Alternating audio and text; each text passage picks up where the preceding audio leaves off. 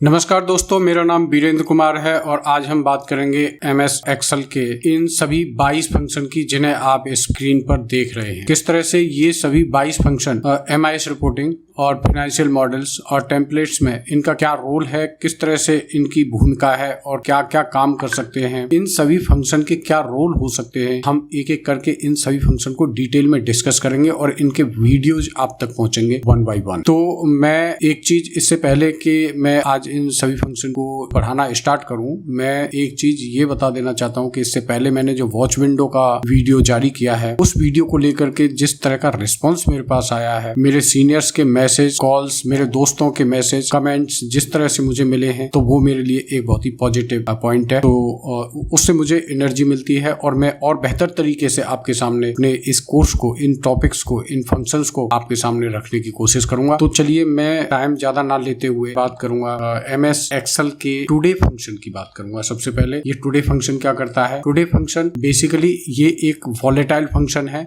जो बदलता रहता है, ये फिक्स नहीं है।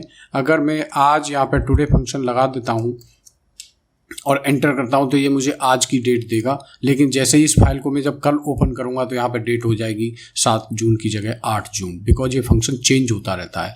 अगर मैं इसी फंक्शन को ये पता करने के लिए यूज करता हूं कि आज से एक हफ्ते बाद कौन सी डेट होगी, तो मैं यहाँ पे फॉर्मूला लगाऊंगा टुडे प्लस 7, यानी कि 7 डेज उसमें ऐड हो जाएंगे आज से, तो वो डेट होगी 14 जून। मुझे सिमिलरली अगर ये पता करना है कि आज से 10 दिन पहले कौन सी डेट थी, तो मैं यहाँ पे टुडे, लेकिन मैंने यहाँ पे लिखा हुआ है 1 वीक पास्ट, तो मैं माइनस करूँगा यहाँ पे 7, तो यहाँ पे मुझे डेट मिलेगी 31 मई। सिमिलरली अगर 10 डेज की बात करेंगे तो हम यहाँ पे 7 की जगह पे कर देंगे 10। तो इस तरह ये टुडे फंक्शन का फॉर्मूला हमने सीखा, इसका सिंटैक्स सीखा, लेकिन अब इसका मैं यूज बताता हूँ। इसका यूज क्या है। मान लीजिए कि मेरे पास ये एक छोटा सा डेटा है, यहाँ पे प्रोडक्ट के नाम है, प्रोडक्ट के साइज है, ऑर्डर क्वांटिटी है, बिलिंग डेट है। मुझे पता करना है कि इस प्रोडक्ट की बिलिंग होने में कितना टाइम बाकी है, कितने डेज बाकी हैं। इस तरह से मुझे इन सभी प्रोडक्ट की बिलिंग डेट होने में कितने दिन और लगेंगे, कब होगी इनकी बिलिंग आज से। तो मैं यहाँ पे सबसे पहले मैं यहाँ पे टुडे फंक्शन लगाऊंगा।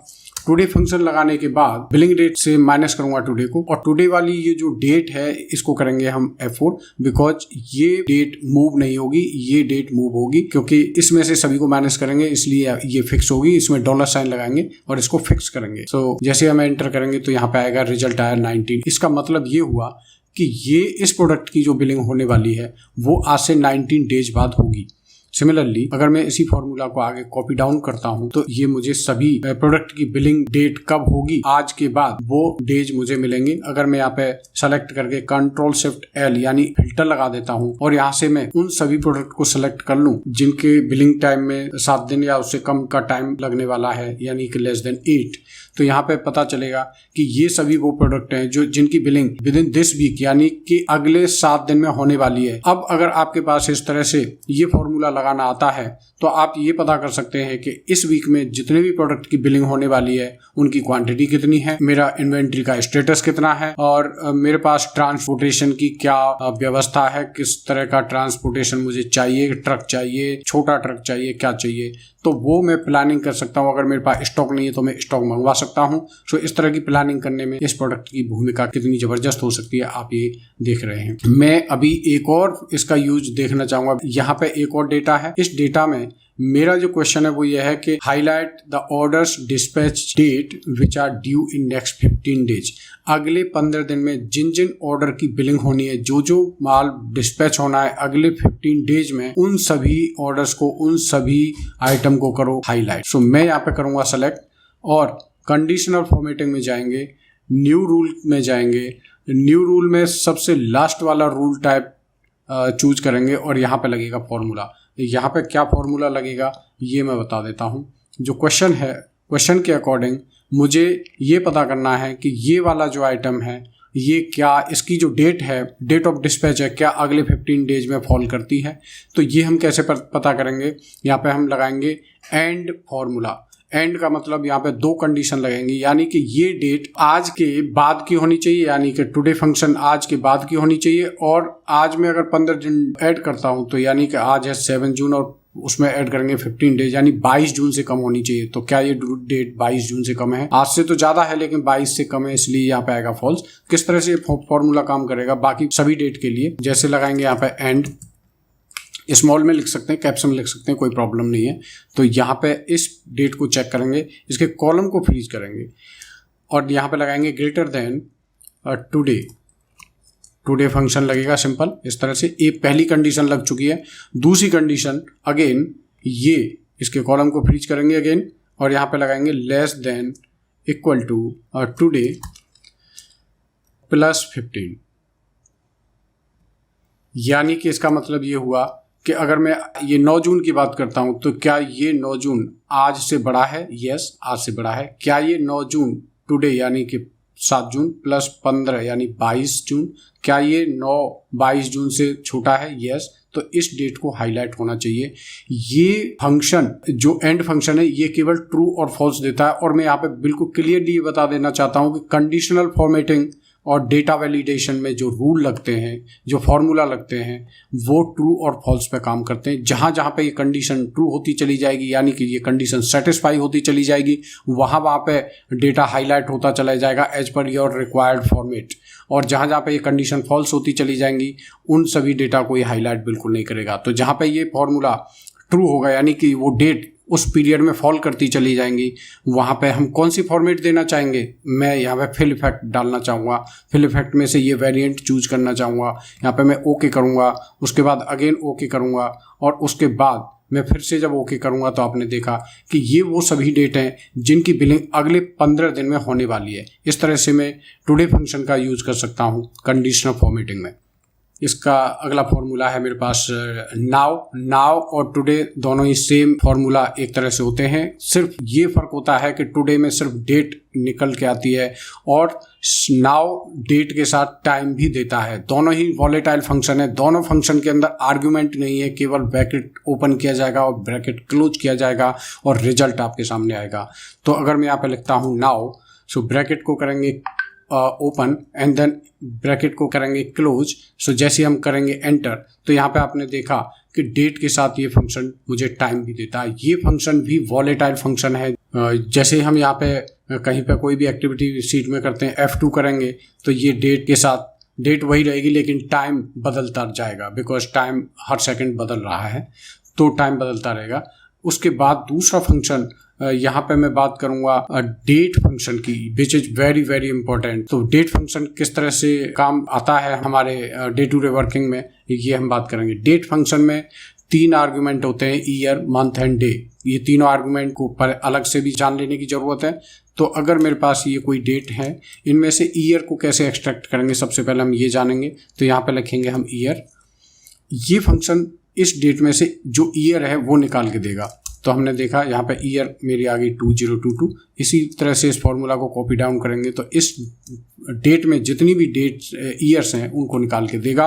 और यहाँ पे अगर मैं लगाता हूँ मंथ, तो मंथ में इस डेट में जो मंथ है यानी जून, उसकी न्यूमेरिक वैल्यू यानी कि 6 देगा। ये तीनों फंक्शन न्यूमेरिक वैल्यू प्रोवाइड करते हैं, यानी कि अगर जनवरी है तो 1, फरवरी है तो 2, मार्च है तो 3 एंड सो ऑन। इसके बाद डे अगर मैं लगाता हूँ यहाँ पे तो डे मुझे 1 से लेके 31 तक के काउंट निकाल के दे सकता है ये। तो जो भी डे यानी 7 जून है तो ये मुझे देगा 7, और इसी तरह से बाकी डे। यहाँ पे अगर 26 जून है तो ये मुझे देगा 26। तो इस डेट के जो कंपोनेंट होते हैं, किसी भी डेट के 3 कंपोनेंट होते हैं, ईयर, मंथ और डे। किसी भी डेट से तीनों को अलग अलग करने का ये सबसे आसान तरीका है। और अब दूसरी चीज मैं ये बताऊंगा कि अगर मेरे पास तीनों आइटम ये अलग अलग हैं तो मुझे फिर से डेट को कैसे कन्वर्ट कर सकता हूँ। इन तीनों आइटम को मिला करके फिर से मैं डेट कैसे फॉर्मेट कर सकता हूँ, कैसे कन्वर्ट करेंगे इन तीनों आइटम को डेट में। तो यहाँ पे फिर से फॉर्मूला लगेगा डेट फॉर्मूला जब हम लगाएंगे तो यहाँ पे करेंगे क्या, ईयर के बाद क्या है, सिंटेक्स के अकॉर्डिंग चलेंगे। ईयर के बाद कोमा है तो आपको भी कोमा लगाना है। इसके बाद मंथ है, मंथ सेलेक्ट करेंगे, अगेन कोमा लगाएंगे एंड देन डे कहाँ है, ये डे है तो ब्रैकेट क्लोज करेंगे, एंटर करेंगे। तो आपने देखा जो डेट यहाँ पे पहले से थी वही डेट यहाँ पे फिर से आ चुकी है।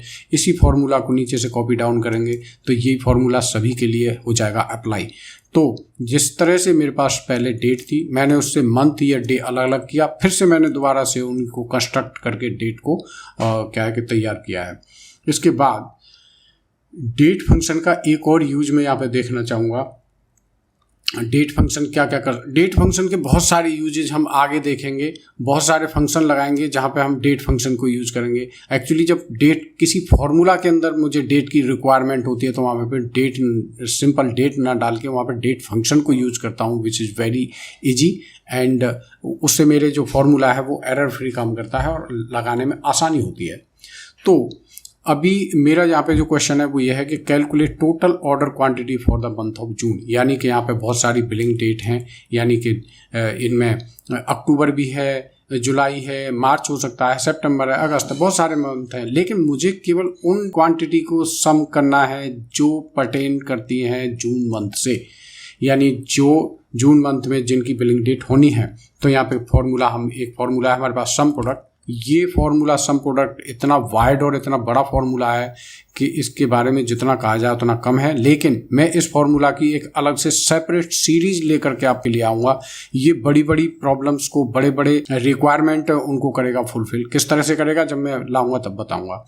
फिलहाल मैं इसका एक यूज़ देखता हूँ कि सम प्रोडक्ट लगाएंगे, ब्रैकेट ओपन करेंगे, एक और ब्रैकेट ओपन करेंगे और यहाँ पे कंडीशन देंगे क्या, ये बिलिंग डेट जहाँ पे भी होगी ग्रेटर देन इक्वल टू क्या 1 जून। 1 जून को कैसे लिखेंगे, अब हम 1 जून लिखने के लिए हम यहाँ पे डेट फंक्शन का यूज करेंगे। तो डेट में 3 आर्ग्यूमेंट होते हैं, क्या, ईयर कौन सी है 2022 कोमा मंथ क्या है 6 बिकॉज जून 6 मंथ होगा, और डे क्या होगा 1 जून की बात कर रहे हैं। ब्रैकेट क्लोज करेंगे, एक और ब्रैकेट क्लोज करेंगे एंड देन स्टार लगाएंगे यानी मल्टीप्लाई करेंगे। फिर से ये पहली कंडीशन होगी कि ये डेट 1 जून से बड़ी होनी चाहिए और छोटी किससे होनी चाहिए 30 जून से। तो अगेन दोबारा से इसको जो है सेलेक्ट करेंगे एरिया को, और ये लेस देन इक्वल टू, फिर से डेट कैसे लिखी जाएगी, डेट लिखी जाएगी 2022 कोमा 6,30। जून में 30 दिन होते हैं। ब्रैकेट क्लोज करेंगे, एक और ब्रैकेट क्लोज करेंगे और उसके बाद स्टार लगाएंगे। अब यहाँ पे क्वेश्चन क्या होता है कि जहाँ जहाँ पे ये डेट सेटिस्फाई हो जाएंगी, यानी कि जो भी डेट 1 जून से बड़ी है, 30 जून से छोटी है, अगर वो डेट मुझे मिलती है तो मुझे सम अप किसका करना है, मुझे इसका करना है सम। तो इस एरिया को सेलेक्ट करेंगे यानी इस क्वांटिटी को सेलेक्ट करेंगे, एक ब्रैकेट क्लोज करेंगे, अगेन एक और ब्रैकेट क्लोज करेंगे सम प्रोडक्ट के लिए। जैसे ही करेंगे यहाँ पे एंटर तो आपके सामने क्वांटिटी हो गई है हाजिर, यानी कि 2272 वो क्वांटिटी है जिनकी बिलिंग होनी है या हो चुकी है जून मंथ में। तो दोस्तों आज की इस वीडियो में इतना ही। डेट और टाइम की बाकी फंक्शन को लेकर के मैं हाजिर होऊंगा आपके सामने, जो फंक्शन आपके डेट और टाइम से बचे हुए हैं, यानी कि किस तरह से यूज होगा ये डेट डिफ का। ईओ मंथ क्या होता है, ई डेट क्या होता है, week day, week number, work day और नेटवर्क डे क्या होता है, किस तरह से करेंगे इनको यूज और क्या है इनकी इंपॉर्टेंस, मैं बहुत जल्दी आपके सामने इनको रखूंगा। तो आज के वीडियो में इतना ही, तब तक के लिए be happy, thank you so much.